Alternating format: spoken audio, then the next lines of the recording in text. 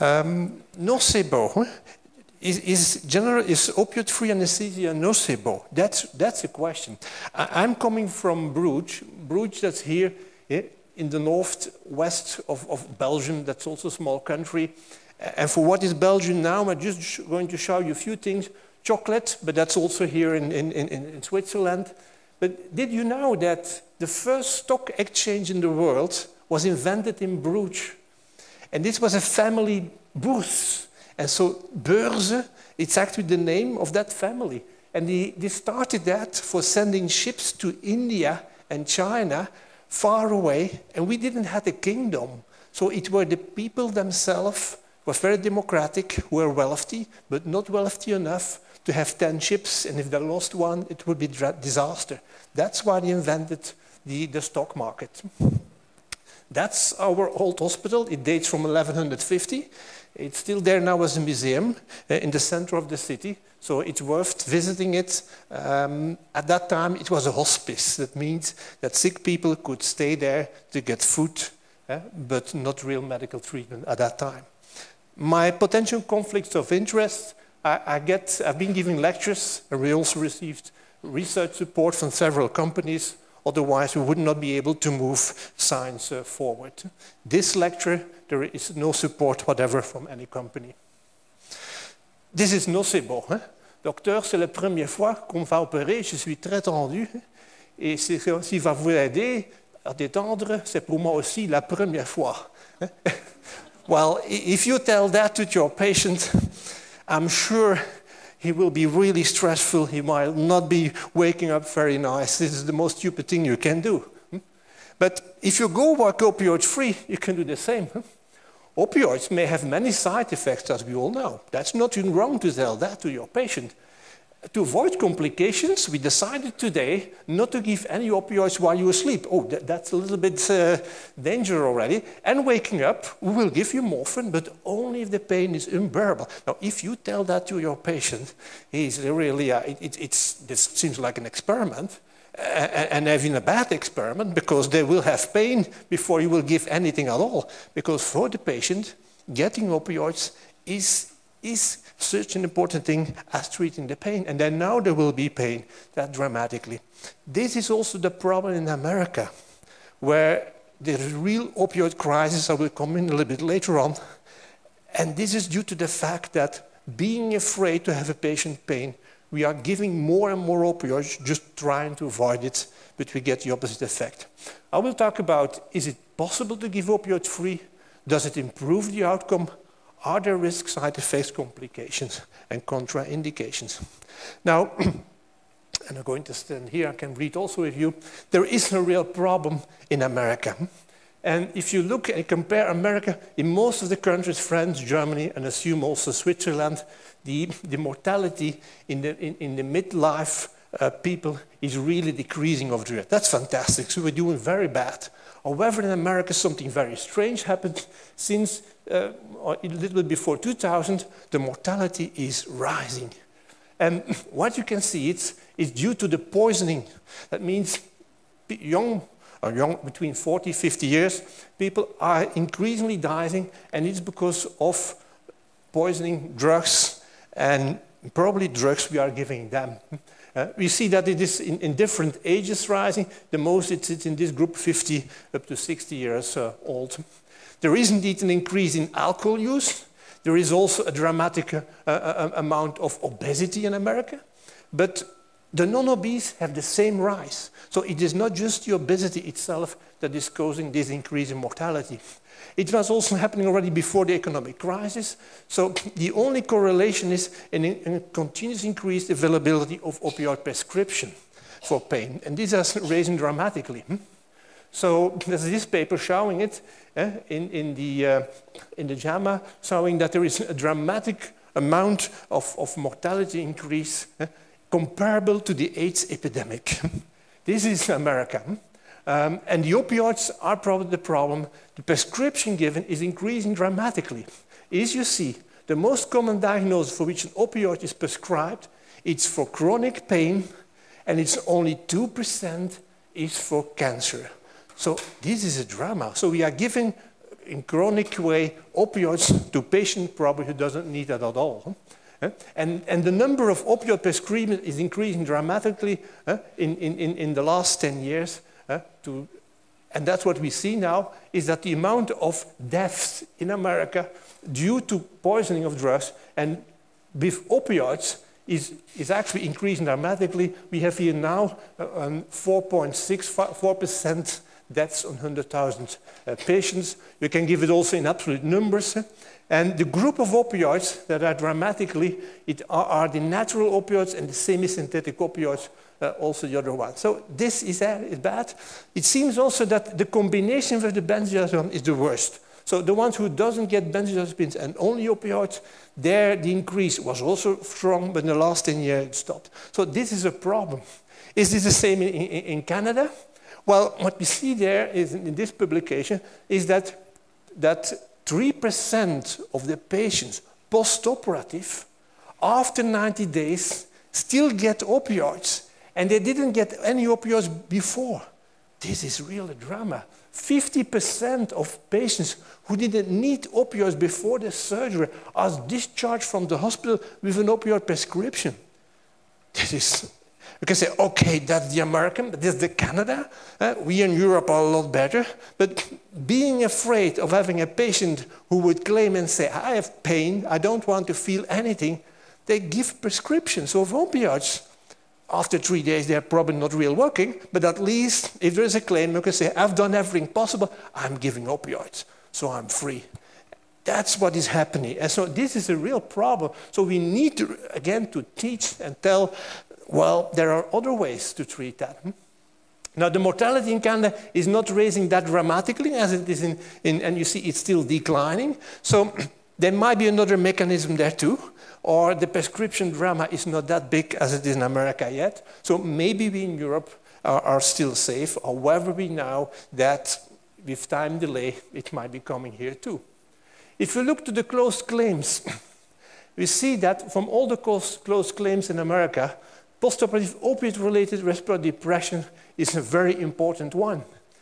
And of this interview of 350 acute pain claims, 92 cases were involved with opioid respiratory depression.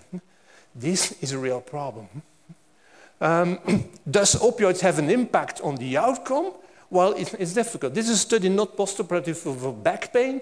What you can see is that patients who were treated with opioids were doing significantly bad on pain and quality of life.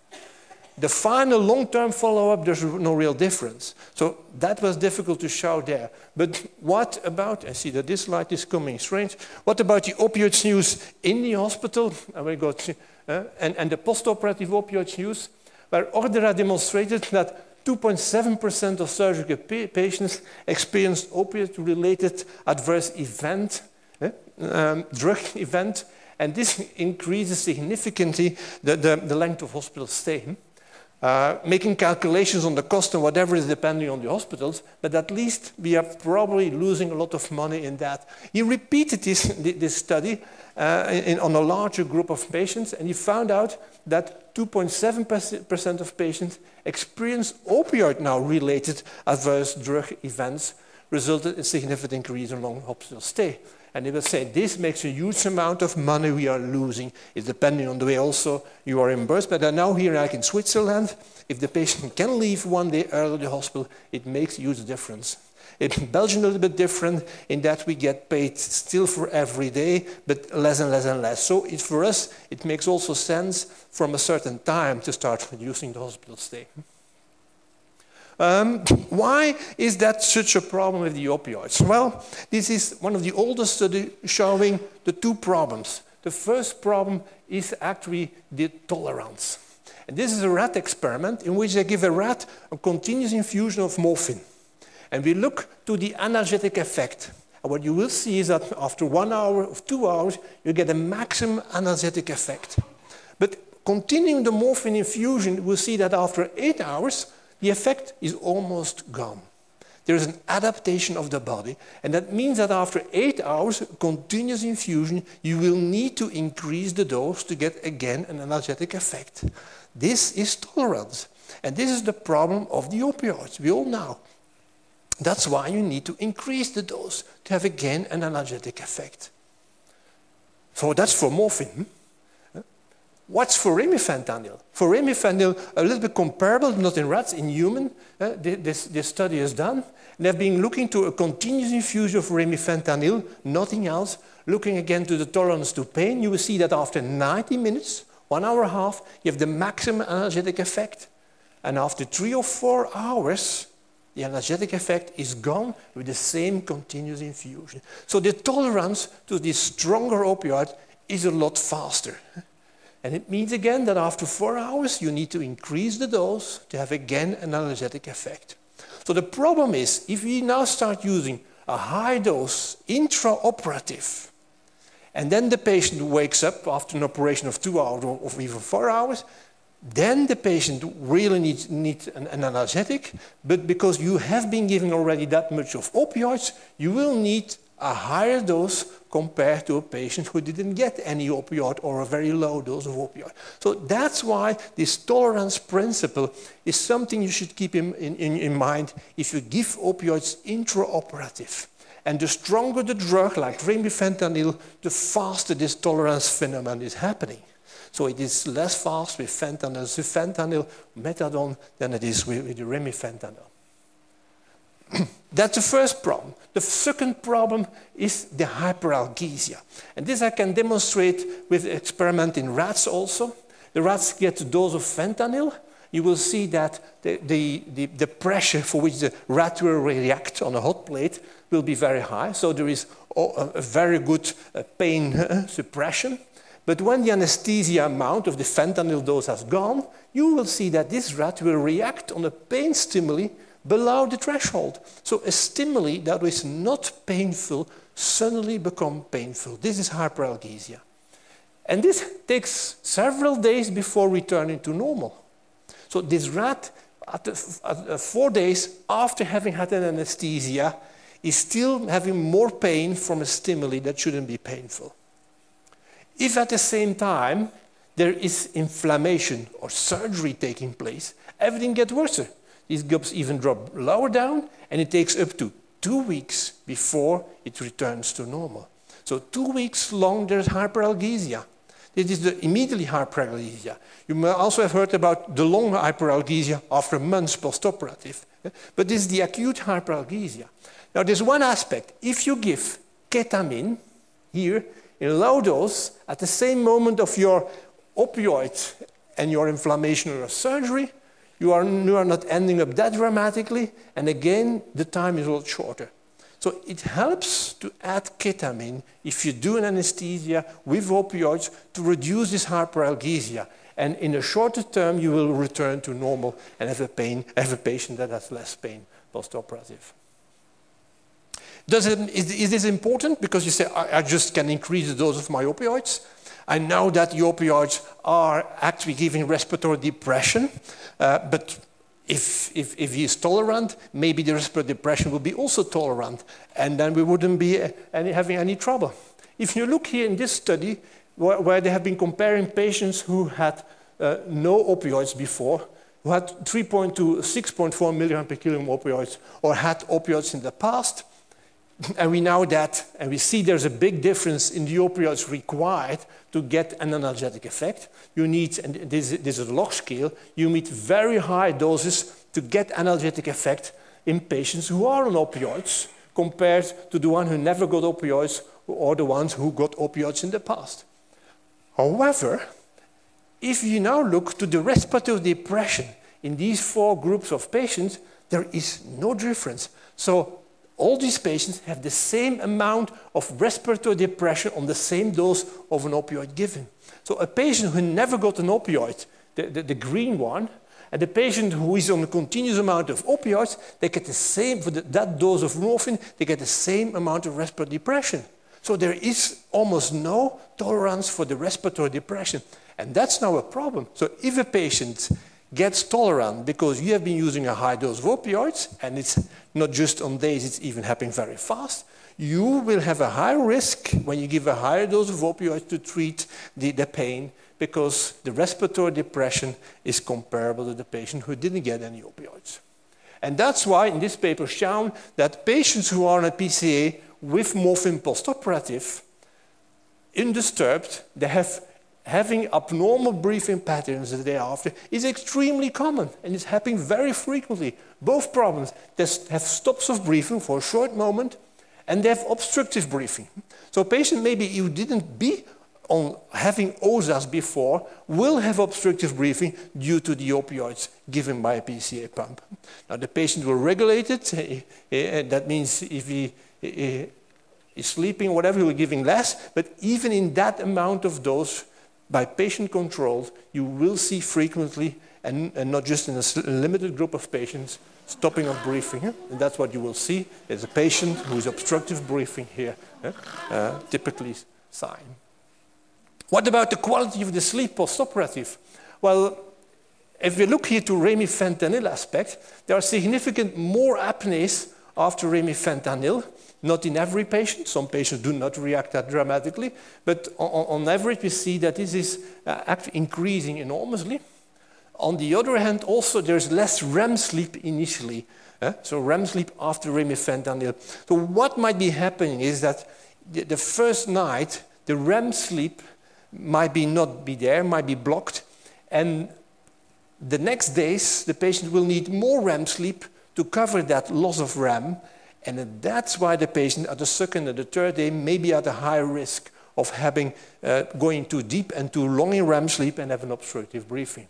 So opioids giving perioperative, they are a risk for patients having OSAs or even inducing OSAs. So this is something you should take care and try to reduce the opioids to avoid the problem of obstructive breathing. Opioids are generally accepted ID in the balanced anesthesia. In that balance, you can use inhalation or you can use intravenous agents like propofol, but opioids in both have a mainstay there. Why? That's not because we need analgesia, but it's actually because we need hemodynamic stability. That's what we need. We need to block the nociceptive reactions of the body, and hemodynamic is one of these parts. Now, if you look to the veterinary anesthesiologist, well, they have other drugs already for a long time, what they use at adjuvants, or even sometimes alone, in sometimes very high doses. And the group of the alpha-2 agonists is one of them that we have been waiting very long before getting available, but except the clonidine, and that's the catapres for the veterinary, but the Rompen and Dormitor is already used for a long time. And maybe here also those are working on the lab. When I was young and working on the lab, I was putting my dogs to sleep with Rompen and Dormitor and thinking, but it's just a dog. And we didn't give anything else of an opioid. And the vet said, but don't worry, the dog will never tell you. And he's stable, it's fine.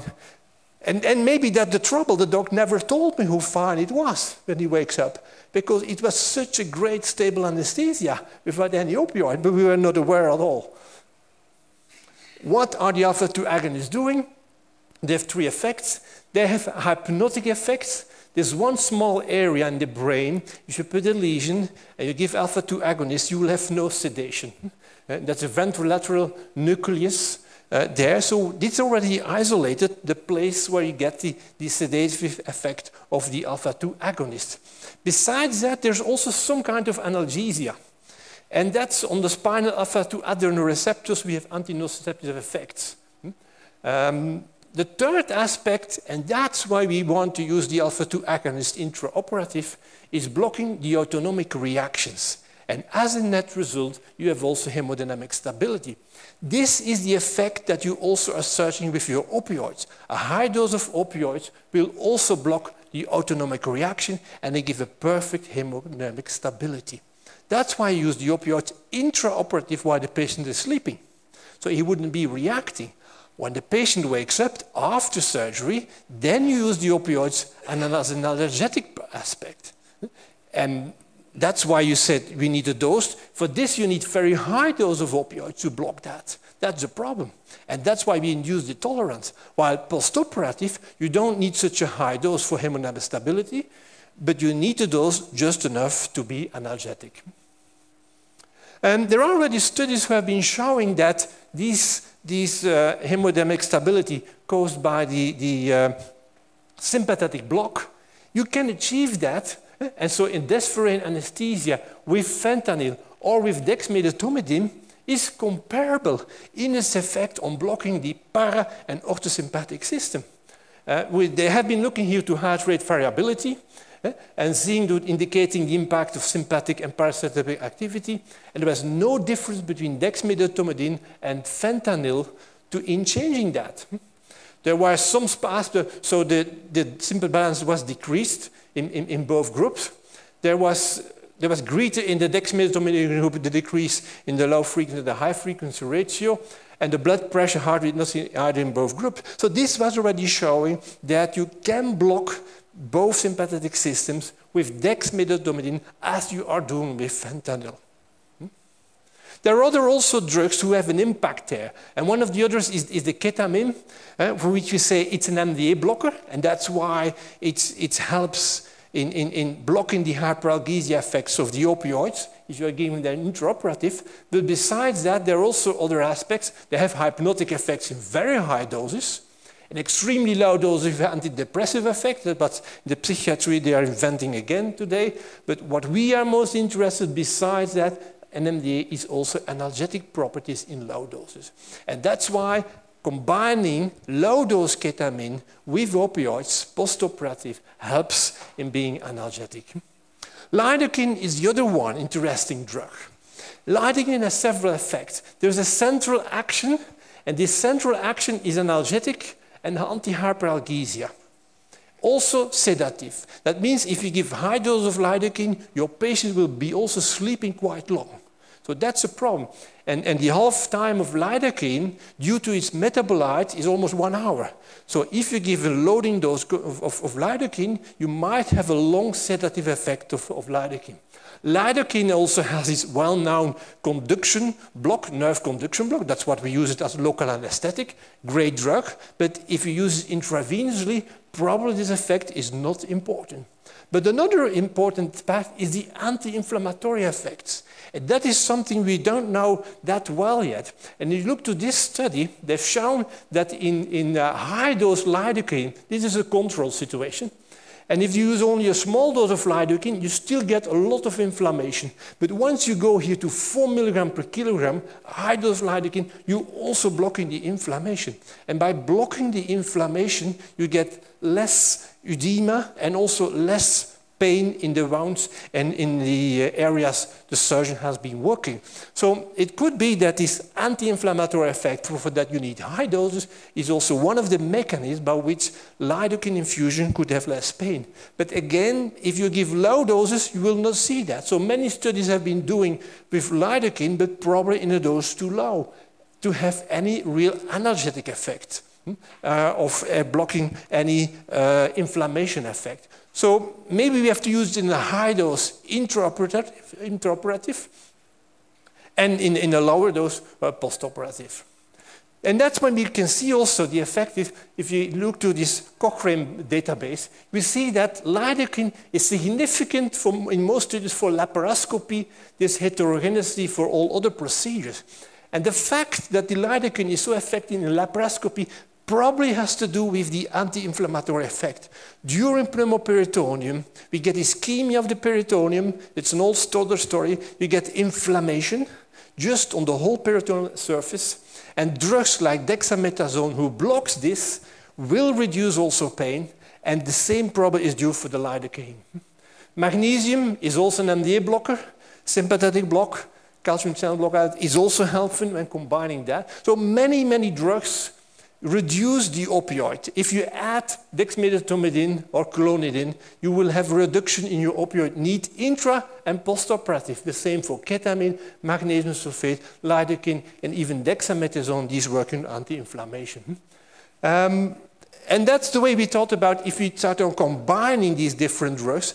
Maybe we don't need opioids at all intraoperative, and maybe we can have lower dose of opioids postoperative as an analgesic. And the indication groups to go so far in total opioid-free, starting off, for me are 30 obese patients, patients with obstructive sleep apnea syndrome, because that's the group where we want to avoid at all the opioids. We are really afraid of the side effects postoperative, not in the recovery where we are, but when they are alone in the room. Patients with pulmonary diseases, COPD, asthma, a little bit the same problem, because there we need every force to breathe, we don't want any suppression of respiration. A very interesting group of patients are the patients with chronic and acute opioid addiction. This is a small group, but if you have a patient like that, it's very interesting, because you never know how much you should give. Or you're giving way not enough, far below, and the patient is reacting dramatically. So you are going to give extremely high doses to be absolutely sure you're totally above, and maybe you're giving 10 times too much. If you work with the other drugs, you don't need to change anything. The only aspect is you should give a small dose of opioids as what he's using daily at home, if he's still using at home and is still in his acute phase. If he still is using patches with opioids, just continue with these patches, that's sufficient, and add the non-opioid drugs to block the sympathetic system. Another small group is the patients with the complex regional pain syndrome, the causalgias, but they're also named as the SIDEX. What's this group of patients? This is a group of patients where the sympathetic system is so strong, overtaking, that the perfusion is getting in trouble. And treating these patients, we are very afraid to give anesthesia. Intraoperative, no real problem. But when these patients wake up, their sympathetic system will take over immediately, blocking perfusion, getting ischemia again, giving dramatic pain. And so one of the ways is giving local regional anesthesia. But again, you need to continue local anesthesia very long, even when the patient goes home. Or, and that's what I'm now doing, is in this group of A, I use opioid-free with alpha-2 agonists. And I continue with alpha-2 agonists up till home and very low dose of ketamine. The treatment for someone outside of the OR, outside of the operating room with a causalgia is today low dose dexmedetomidine and low dose ketamine below sedation level just to block the sympathetic system and to free circulation again. So we should do an anesthesia with this and continue with that. So you have to give also oral drugs at home weeks after the operation to continue blocking these reactions. Oncologic surgery is still a question, so we'll not go in detail because we don't have data there yet that is proving or not proving that it might be valuable. Question about what about the immune system effects or what are there. Contraindications to go there, it's allergy to these drugs. And for me, it's because most of these drugs we are using are giving vasodilation and are long walking. That means that if you have acute ischemic problems on the coronary system, you might be in trouble. Because the opioids, and I didn't have now that slide anymore, but the opioids are giving some kind of blood pressure reduction and vasoconstriction peripheral, but they're still opening the circulation, the coronary circulation. And that's why in a patient who is at risk for coronary stenosis, their opioids still have their good place. The other group is controlled hypotension. That's something we should never really be doing, but in reality, it's frequently requested, and so it's not controlled at all. But what we there want is a dry surgical field, and if you give a vasodilation with your opioids, with your non-opioids, you will get a not dry field at all. So what you need is a lower cardiac output, and the opioids reduce the cardiac output, give peripheral vasoconstriction except to the brain and the heart, and that's where they're also easier to use there. So I would say wait with using opioid-free techniques in this group of patients. The patients with sympathetic dysfunctional syndromes like orthostatic hypotension, that's like very, very old patients and patients on beta blocker, be very careful because the doses you need there are very low. And don't start in this group of patients or you will get some troubles. Also the patient who is having a trauma patient who is getting hypovolemic, wait with using there the opioid-free techniques. This is one of the schemes, protocols I'm using to get there. You use an alpha-2 agonist, but these are slow acting, so you have to give it like 10 or 15 minutes before the anesthesia induction. If you give it right at the induction, you are too late. It gives first vasoconstriction and later on some vasodilation and sympathetic block. So you have to give it early enough, otherwise you don't have blocking the sympathetic system. That's why the opioids are easy. You give them, even like remifentanil, with 1 or 2 minutes circulation time, you get your sympathetic block. With fentanyl, it takes 5 minutes. With dexmedetomidine, it takes 10 minutes or more. So that's one of the problems here. Local anesthetic intravenously, 1.5 milligram per kilogram, lidocaine. It's great. It also has some hypnotic effect, but it's very rapid in blocking the sympathetic system.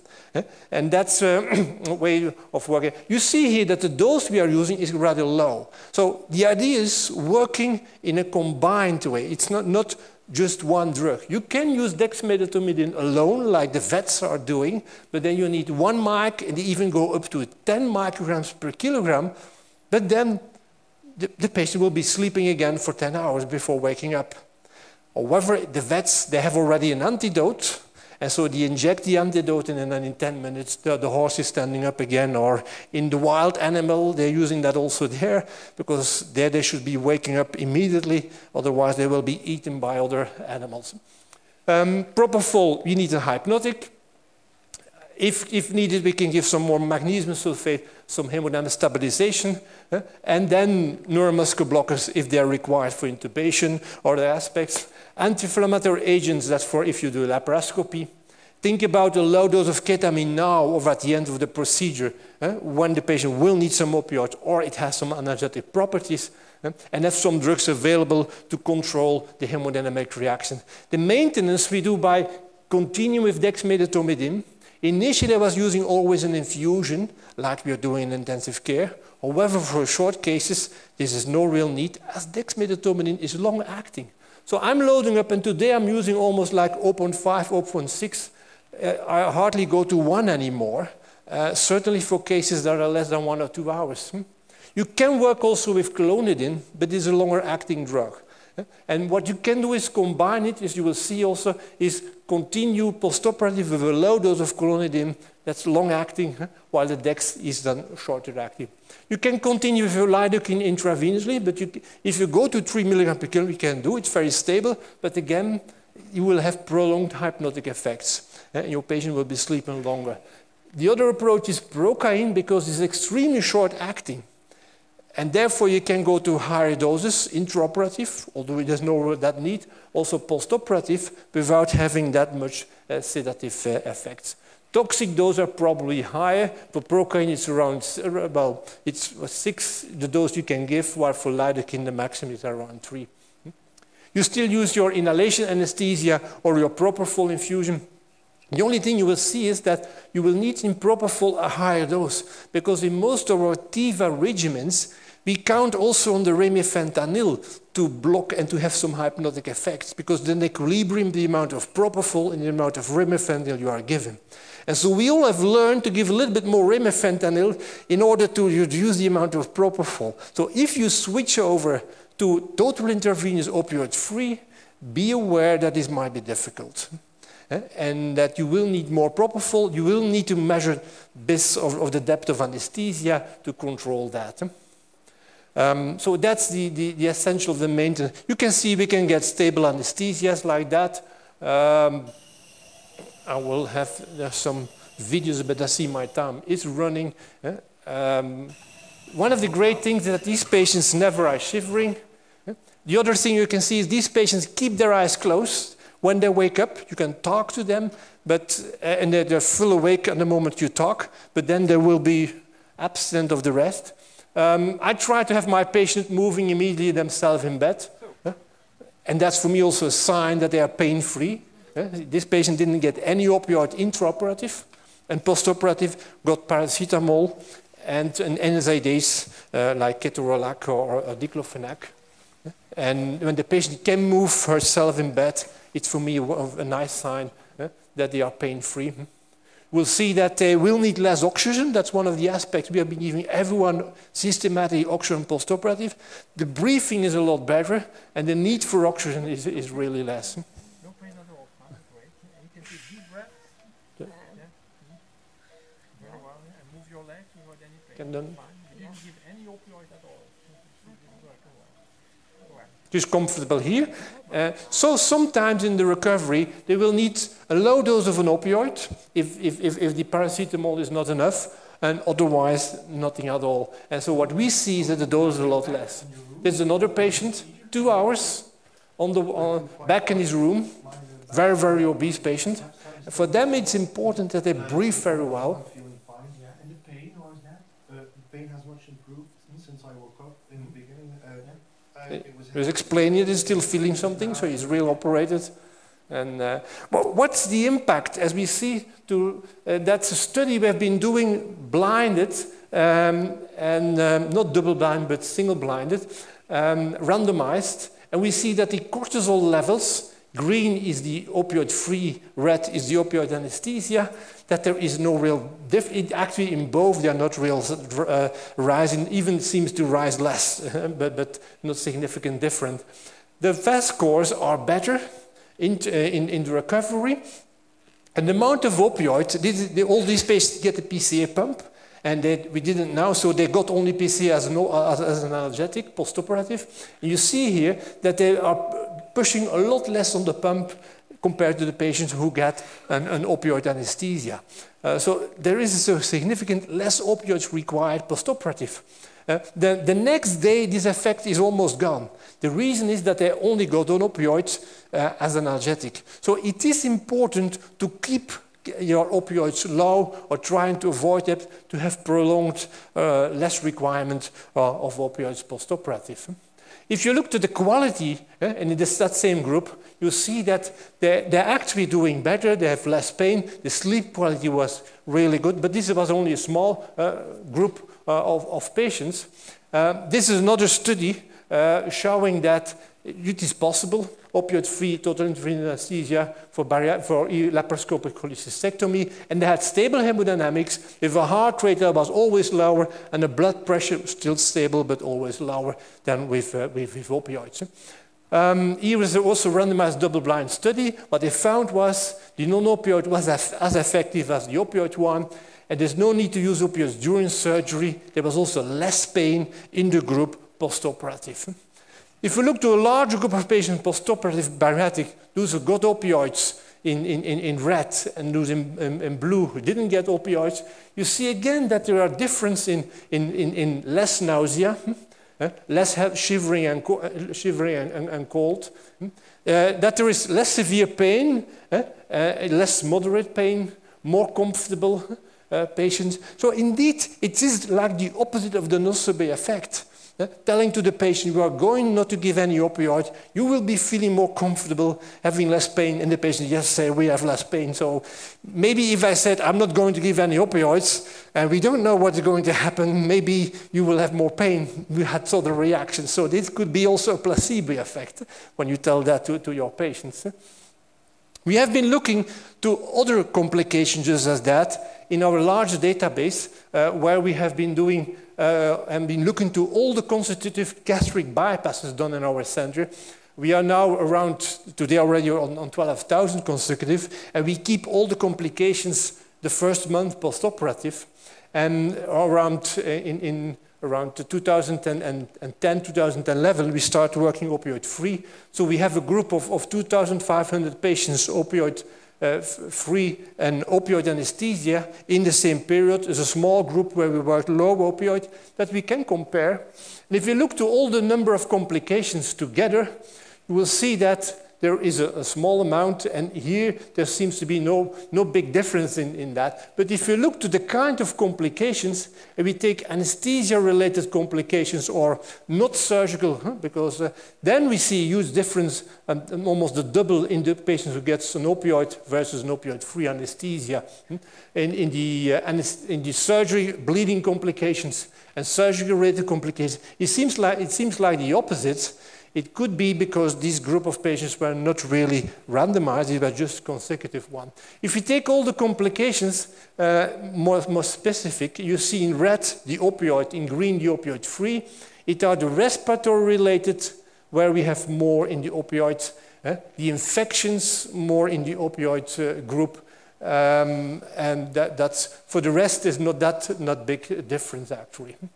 Not randomized, it means that we had more patients with OSAs in the group of opioid-free. We had more conversions, bariatric surgery. That means patients have been operated somewhere else before and for which a new bypass procedure converting is needed. So that are longer procedures compared to the first cases. When we look to aspects like morphine consumption the first day, that's interesting. The patients who get an opioid anesthesia on average had 21 milligram of morphine need the first day. The patients who were low opioid needed opioid anesthesia 21, and we had opioid-free 6 milligram and low opioid 15 milligram. So from 21 milligrams to 6 milligram, it's more than half the amount of opioids you need postoperative. That makes a big difference actually. And the patients who didn't need any opioids, it's extremely slow in the opioid group, it's larger in the opioid-free group. The hospitalizations, they may be a little bit shorter. It's not that much. You can say, oh, that's not that important. But on 5,000 cases, it makes also a lot of cases more you can do in that one. But very interesting, if you look to the group of the OSAs versus the non-OSAs, we know that in the patients with OSAs, the amount of complications, all complications just doubles in the patient who gets an opioid anesthesia.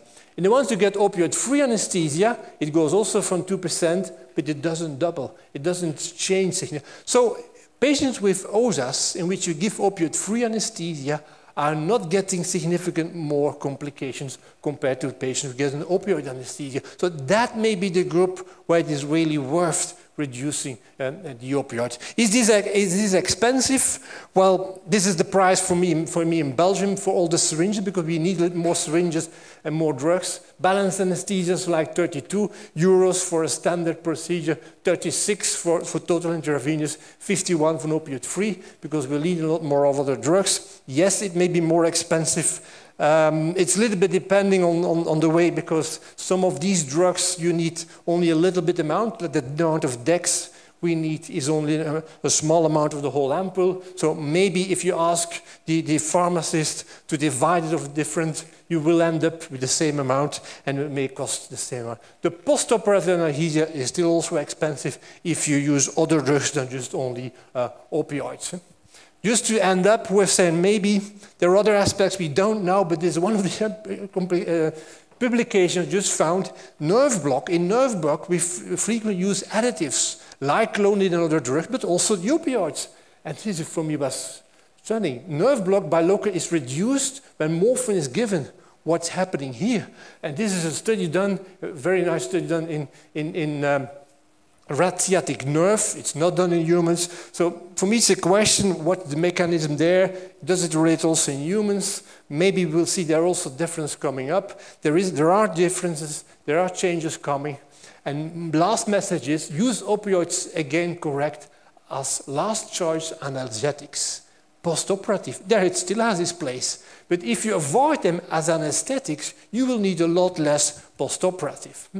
And then we said, we can talk to your patients and say, opioids have many side effects, as we all know. We have today other drugs that keep you comfortable while in anesthesia, and you will have less pain, less nausea, less cold, and a safe recovery, and you will feel comfortable when waking up. And I think if we talk like that to the patient, there will be no nocebo. Thank you.